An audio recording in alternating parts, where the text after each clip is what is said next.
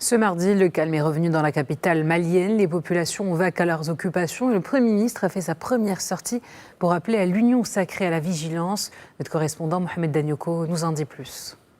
L'évolution de l'actualité depuis les attaques du 25 avril, c'est l'annonce officielle du décès du général de corps d'armée Sadio Camara qui a été faite par le ministre porte-parole du gouvernement et aussi le déroulement des activités sur le terrain. Le point a été fait par le chef d'état-major général des armées où notamment pour le cas spécifique de Kidal, il avait indiqué que les forces armées sont à Anefis et réadaptent les stratégies par rapport à l'ennemi.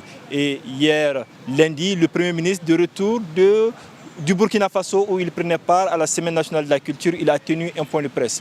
Point de presse au cours duquel le Premier ministre a appelé les Maliens à l'union sacrée autour des forces armées qui, selon lui, sont déterminées à défendre l'intégrité du territoire malien. Il a aussi appelé les populations à la vigilance. Et par rapport à l'attaque du 25 avril, il s'est désolé de dire que ces forces terroristes sont soutenues par des sponsors qui mettent à leur disposition des hommes et de la logistique. Et par rapport aux Maliens qui font le jeu de ces terroristes, il les a appelés à revenir à la raison et à soutenir le pays dans ces moments difficiles. À Bamako, Mohamed Danyoko pour Médien TV.